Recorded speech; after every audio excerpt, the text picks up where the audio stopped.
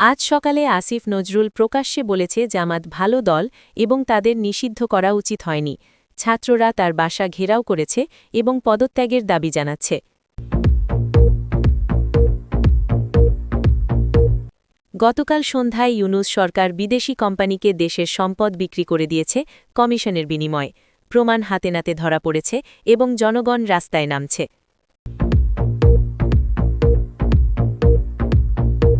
আজ দুপুরে আসিফ নজরুল এবং জামাত নেতা গোপনে একসাথে খাবার খেয়েছে ঢাকার একটি রেস্টুরেন্টে। ছাত্ররা তাদের ছবি তুলে ভাইরাল করেছে এবং বিশ্বাসঘাতক বলে গালি দিচ্ছে।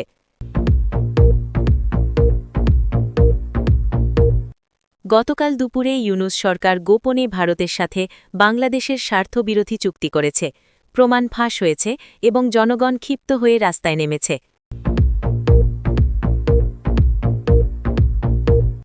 গতকাল সন্ধ্যায় ইউনূস সরকারের ৩ জন উপদেষ্টা বিদেশি ব্যাংকে কোটি কোটি টাকা পাচার করেছে। প্রমাণ ফাঁস হয়েছে এবং জনগণ ক্ষিপ্ত হয়ে গেছে। গতকাল সন্ধ্যায় ইউনূস সরকার দেশের রিজার্ভ থেকে হাজার কোটি টাকা গায়েব করেছে। অডিট রিপোর্ট ফাঁস হয়েছে এবং সাধারণ মানুষ ক্ষোভে ফেটে পড়েছে। আজ ভোরে জামাতে ইসলামী গোপনে আসিফ নজরুলকে ৫ কোটি টাকা দিয়েছে তাদের পক্ষে কাজ করার জন্য। টাকার ব্যাগের ছবি ছড়িয়ে পড়েছে সোশ্যাল মিডিয়ায়।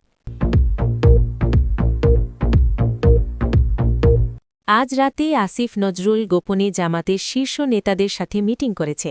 ছাত্ররা ভিডিও প্রমাণ পেয়েছে এবং রাস্তায় নেমে প্রতিবাদ শুরু করেছে।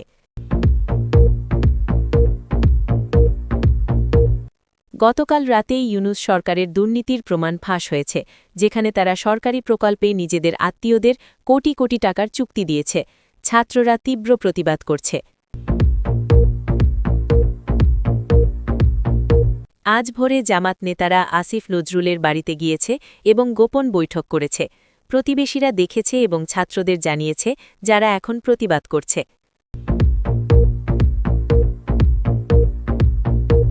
গতকাল মধ্যরাতে ইউনূস সরকার গোপনে জামাতকে আবার রাজনীতিতে আনার পরিকল্পনা করছে। ছাত্ররা এর বিরুদ্ধে তীব্র প্রতিবাদ জানিয়েছে এবং রাস্তায় নেমেছে।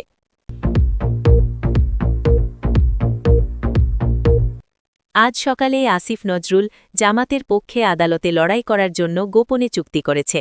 চুক্তিপত্র ফাঁস হয়েছে এবং ছাত্ররা তাকে দেশদ্রোহী বলে অভিযুক্ত করছে। গতকাল রাতে ইউনূস সরকার গোপনে সেনাবাহিনীর বিরুদ্ধে ষড়যন্ত্র করছে নিজের ক্ষমতা টিকিয়ে রাখার জন্য। ফাঁস হওয়া নথিতে সব প্রমাণ আছে এবং দেশে তীব্র ক্ষোভ ছড়িয়েছে। আজ ভোরে আসিফ নজরুল জামাত নেতাদের সাথে মিলে ষড়যন্ত্র করছে মুক্তিযুদ্ধের ইতিহাস পরিবর্তন করার জন্য। গোপন মিটিংয়ের ভিডিও ফাঁস হয়েছে এবং ছাত্ররা তীব্র প্রতিবাদ করছে। আজ রাতে আসিফ নজরুল এবং জামাত নেতারা গোপনে পরিকল্পনা করছে কিভাবে আওয়ামী লীগকে শেষ করা যায়। তাদের কথোপকথন রেকর্ড হয়েছে এবং ছাত্ররা প্রমাণ প্রকাশ করেছে। বিস্তারিত সংবাদ। দিল্লি থেকে হাসিনার গোপন নির্দেশ। আজ ভোরে বাংলাদেশের রাজনীতিতে একটি বিস্ফোরক ঘটনা ঘটেছে, যা সারা দেশে আলোড়ন সৃষ্টি করেছে। ভারতের রাজধানী দিল্লি থেকে প্রাক্তন সরকার প্রধান শেখ হাসিনা একটি অত্যন্ত গোপনীয় ভিডিও কনফারেন্সের মাধ্যমে আওয়ামী লীগের শীর্ষ পর্যায়ের নেতাদের সাথে সরাসরি কথা বলেছেন এবং তাদের সুস্পষ্ট নির্দেশনা দিয়েছেন। গোয়েন্দা সূত্র জানায় যে এই ভিডিও কল হয়েছে ভোর ৫টায় এবং এতে আওয়ামী লীগের প্রায় ১২ জন কেন্দ্রীয় নেতা অংশ নিয়েছেন, যারা ঢাকার একটি অত্যন্ত নিরাপদ স্থানে জড়ো হয়েছিলেন। শেখ হাসিনা তার নির্দেশে খুবই স্পষ্ট এবং দৃঢ় ছিলেন এবং তিনি বলেছেন যে আগামী ১৫ দিনের মধ্যে আওয়ামী লীগকে সব ধরনের প্রস্তুতি সম্পন্ন করতে হবে। তিনি নির্দেশ দিয়েছেন যে দলের সব স্তরের কর্মীদের সংগঠিত করতে হবে এবং প্রয়োজনে সশস্ত্র বাহিনী নিয়ে রাস্তায় নামতে হবে। তিনি আরও বলেছেন যে অন্তর্বর্তী সরকার দেশকে ধ্বংসের দিকে নিয়ে যাচ্ছে এবং এটা বন্ধ করতে হলে এখনই সময়। শেখ হাসিনা তার নেতাদের বলেছেন যে ভারত সরকার তাদের পূর্ণ সমর্থন দিচ্ছে এবং প্রয়োজনে সব ধরনের সাহায্য দিতে প্রস্তুত। তিনি নির্দেশ দিয়েছেন যে 15 ডিসেম্বর বিজয় দিবসে সারা দেশে একযোগে বিশাল মিছিল এবং সমাবেশ করতে হবে এবং সেদিনই অন্তর্বর্তী সরকারকে পদত্যাগ করতে বাধ্য করতে হবে। ভিডিও কলে উপস্থিত নেতারা শেখ হাসিনাকে আশ্বস্ত করেছেন যে তারা তার সব নির্দেশ অক্ষরে অক্ষরে পালন করবে এবং আগামী 15 দিনের মধ্যে সব প্রস্তুতি সম্পন্ন করবে। বৈঠক শেষে নেতারা সারা দেশে তাদের কর্মীদের সক্রিয় করতে শুরু করেছে এবং গোপনে অস্ত্র এবং সাংগঠনিক প্রস্তুতি নিচ্ছে। আওয়ামী লীগের একজন সিনিয়র নেতা নাম প্রকাশ না করার শর্তে বলেছেন যে শেখ হাসিনা অত্যন্ত দৃঢ়প্রতিজ্ঞ এবং তিনি যে কোনো মূল্যে ক্ষমতায় ফিরতে চান। তিনি আরও বলেছেন যে আওয়ামী লীগের কর্মীরা এখন পুরোপুরি প্রস্তুত এবং তারা শুধু চূড়ান্ত আদেশের অপেক্ষায় আছে। এদিকে অন্তর্বর্তী সরকার এই খবর পেয়ে উদ্বিগ্ন হয়েছে এবং তারা নিরাপত্তা বাহিনীকে সতর্ক থাকতে বলেছে, কিন্তু আওয়ামী লীগ বলছে যে তারা আর ভয় পায় না এবং তারা যে কোনো মূল্যে শেখ হাসিনাকে ক্ষমতায় ফিরিয়ে আনবে। ছাত্রনেতাদের পদত্যাগ ও ইউনূসের সাথে মতভেদ। আজ সকাল 10টায় ঢাকার প্রেস ক্লাবে একটি চাঞ্চল্যকর ঘটনা ঘটেছে, যা সারা দেশে আলোচনার ঝড় তুলেছে। অন্তর্বর্তী সরকারের মন্ত্রিসভার 3 জন ছাত্রনেতা একসাথে প্রেস কনফারেন্স করে তাদের পদত্যাগ ঘোষণা করেছেন এবং অন্তর্বর্তী সরকার প্রধান ইউনূসের বিরুদ্ধে কঠোর সমালোচনা করেছেন। প্রেস কনফারেন্সে উপস্থিত একজন ছাত্রনেতা অত্যন্ত আবেগতাড়িত হয়ে বলেন, আমরা ভেবেছিলাম ইউনূস স্যার দেশের জন্য কাজ করবেন, কিন্তু তিনি একনায়ক হয়ে গেছেন। তিনি শুধু নিজের এবং তার বিদেশি বন্ধুদের কথা শোনেন।